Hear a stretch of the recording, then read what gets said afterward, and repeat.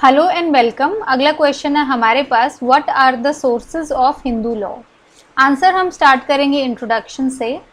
Different jurist और जो धर्मशास्त्राज हैं हमारे पास, उन्होंने बताया है वेरियस सोर्सेज जो हैं हिंदू लॉ के। जो सोर्स ऑफ लॉ है वो एक बेसिस है जो इनेबल करता है कोर्ट को कि वो इंटरप्रेट कर सके लॉ को। ये एक मेथड है जिसके द्वारा रूल्स जो हैं वो डिस्कवर किए जाते हैं या क्रिएट किए जाते हैं। जो सोर्सेज हैं हिंदू लॉ के वो डिवाइड किए जा सकते हैं दो कैटेगरीज में। पहला आ गया हमारे पास ट्रेडिशनल सोर्सेज, दूसरा आ गया हमारे पास मॉडर्न सोर्सेज। ट्रेडिशनल सोर्सेज में जो है हमारे पास वो फॉलोइंग जितने भी हमारे पास सोर्स हैं। पहला आ गया इसमें हमारे पास श्रुति, जो नेम डिराइव किया गया है रूट वर्ड से श्रु, जो सिग्निफाई करता है व्हाट इज हर्ड, क्या सुना गया है। ये बिलीव किया जाता है कि कंटेन करता है वो वर्ड्स जो डीटी ने, मतलब कि जो हमारी सुप्रीम पावर है, गॉड है, उसने रिवील किए हैं सेजिस को। और ये जो सोर्स है इसका कोई प्रैक्टिकल सिग्निफिकेंस नहीं है क्योंकि ये कंटेन नहीं करता है कोई भी स्टेटमेंट जो है लॉ की। श्रुतिस जो है वो कंसिस्ट करते हैं 4 वेदास हमारे पास, जो कि है ऋग्वेद, यजुर्वेद, सामवेद और अथर्ववेद, और 18 उपनिषद जो डील करते हैं हमारे पास मेनली रिलीजियस राइट से, और जो मीन्स है अटेन करने का ट्रू नॉलेज और साल्वेशन। तो ये हमारे पास आ गया फर्स्ट सोर्स। दूसरा आ गया इसमें हमारे पास स्मृति। स्मृति का मतलब है हमारे पास व्हाट वाज रिमेंबर्ड, क्या याद रखा गया। ये बिलीव किया जाता है कि ये रिकलेक्शन है ऋषिज का जिन्होंने हैंड डाउन किया है हमें, जो कॉन्स्टिट्यूट करता है प्रिंसिपल सोर्सेज जो हैं हिंदू लॉ के। स्मृतिज जो हैं वो एम्बॉडी करते हैं जो सेजिस ने याद रखा साल्वेशन के थ्रू। स्मृतिज जो हैं वो डिवाइडेड हैं प्राइमरी और सेकेंडरी स्मृतिज में। जो प्राइमरी स्मृति है वो फर्दर क्लासिफाइड है धर्म सूत्राज और धर्मशास्त्राज में। ये जो स्मृतिज हैं ये कंटेन नहीं करती हैं प्योरली पॉजिटिव लॉ, तो जो कोर्ट है वो एम्फसाइज कर सके जो नेसेसिटी है क्वेश्चन की इंटरप्रेट करने में, जो है स्मृतिज हमारे पास। तीसरा आ गया इसमें हमारे पास कमेंट्रीज एंड डाइजेस्ट। जो कमेंट्रीज और डाइजेस्ट हैं वो भी जो है वो रिकॉर्ड्स थे ट्रेडिशनल कस्टम्स का जो रिकॉर्ड किए गए हैं स्मृतिज में, एज वेल एज जो नए कस्टम्स हैं जो क्लेम किए गए हैं और वर्दी थे रिकग्निशन के। जो कमेंट्रीज हैं वो एक्सप्लेन की गई हैं, मॉडिफाई की गई हैं और इनलार्ज की गई हैं। इनलार्ज किया है उन्होंने ट्रेडिशंस को जो रिकॉर्ड किए गए थे, उनको ब्रिंग करने के लिए हार्मनी में और accord with the prevalent practices, जो प्रैक्टिसेस चलन में थी उनके साथ उनके अकॉर्डेंस में। सारे के सारे जो कमेंट्रीज हैं हमारे पास, उसमें जो मिताक्षरा और दया भागा है वो एक हायर पोजीशन है उनकी, उनके किस पॉइंट ऑफ व्यू से, उनकी एक्सेप्टेबिलिटी के पॉइंट ऑफ व्यू से as authoritative source of law. Next आ गया इसमें हमारे पास कस्टम्स। जो कस्टम्स है वो बहुत ही इंपॉर्टेंट टॉपिक है इस क्वेश्चन का भी, इस टॉपिक का, तो इसको हम जो है डिटेल में नेक्स्ट वीडियो में कवर करेंगे। यहाँ पे क्योंकि हम इसको दूसरे सोर्सेज के साथ कर रहे हैं तो इसको जो है कट शॉर्ट करके ही करेंगे। कस्टम्स में आ गया, ये रिगार्ड किया गया है one of the most important source जो है लॉ का। जो सेक्शन 3A है हमारे पास हिंदू मैरिज एक्ट का 1955, और वो जो है जो एक्सप्रेशन है हमारे पास कस्टम और यूसेज, उसको डिफाइन करता है। ये सिग्निफाई करता है कोई भी रूल जो कंटिन्यूसली या यूनिफॉर्मली ऑब्जर्व किया गया है एक लॉन्ग टाइम के लिए, वो ऑब्टेन कर लेता है फोर्स ऑफ लॉ हिंदूज़ के अमंग किसी भी local area, tribe, community, group और फैमिली में। ये जो रूल है ये सर्टेन होना चाहिए और अनरीजनेबल नहीं होना चाहिए और अपोज टू नहीं होना चाहिए पब्लिक पॉलिसी के। ये जो है एंशिएंट होना चाहिए, सर्टेन होना चाहिए और रीजनेबल होना चाहिए। फिर आ गया इसमें हमारे पास modern sources from long before the end of British period. तो ये जो है कब स्टार्ट हुए हैं हमारे पास मॉडर्न सोर्सेज, जो एंड था ब्रिटिश पीरियड का उससे पहले। और जो कमेंसमेंट है कॉन्स्टिट्यूशन का और जो इनेक्टमेंट है हिंदू लॉज एक्ट्स का, जो हमारे पास 1955 से 56 में हुए हैं।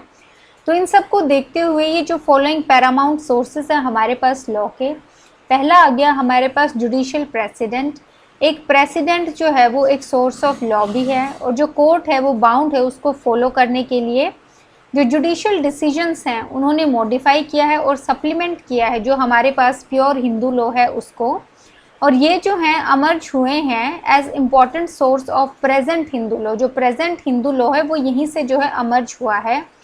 एक लार्ज बॉडी जो है लॉ की जो रिलेट करता है अडॉप्शन से, जो पायस ड्यूटी है सन की कि वो पे करेगा अपने फादर के डेट को टू द एक्सटेंट कि उसकी जो एक्चुअल एंसेस्ट्रल असेट्स उसके हाथ में है, ये एक्सेट्रा आएगा यहाँ पे। ये जो है कुछ न्यूमरस इंस्टेंसेस हैं जहाँ पे जजेस जो हैं एडमिनिस्टर करती हैं हिंदू लॉ को, वो इधर मॉडिफाई किया है उन्होंने या फिर ऑल्टर किया है।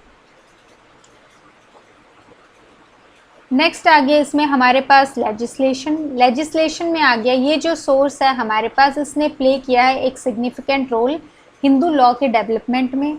फॉर एग्जाम्पल जो कास्ट डिसेबिलिटीज़ रिमूवल एक्ट है 1850, उसने प्रोवाइड किया है कि एक पर्सन जो रिनाउंस करता है अपना रिलीजन और लूज़ करता है अपनी कास्ट, वो डिप्राइव नहीं होगा उसका जो राइट ऑफ इनहेरिटेंस है उससे। फिर आगे जो हिंदू मैरिज एक्ट है हमारे पास, उसने काफ़ी चेंजेस लेके आए हैं मैरिज के लॉ में। और जो हिंदू सक्सेशन एक्ट है उसने डॉटर को जो है कोपार्सनर बनाया है एट्सेट्रा। इस 10 जो वेरियस लेजिस्लेशंस हैं उन्होंने ऑल्टर किया है और मॉडिफाई किया है हिंदू लॉ को ताकि वो सूट कर सके जो चेंजिंग नीड्स हैं सोसाइटी की। थर्ड आगे इसमें हमारे पास equity, justice and good conscience. Equity का मतलब है जो प्रिंसिपल्स हैं या जो रूल्स हैं जो अमर्ज कर रहे हैं एडमिनिस्ट्रेशन के कोर्स में जस्टिस की, पर्टिकुलरली उन केसेस में जहाँ पे इनएडिक्वेसी ऑफ लॉ है, मतलब लॉ जो है वो सफिशिएंट नहीं है, तो जजेस जो हैं वो इवॉल्व करते हैं जनरल प्रिंसिपल्स किसके बेसिस पे, जस्टनेस, फेयरनेस और प्रोप्राइटी के बेसिस पे जो जनरल प्रिंसिपल्स हैं उनकी हेल्प लेते हैं जजेस जस्टिस देने में।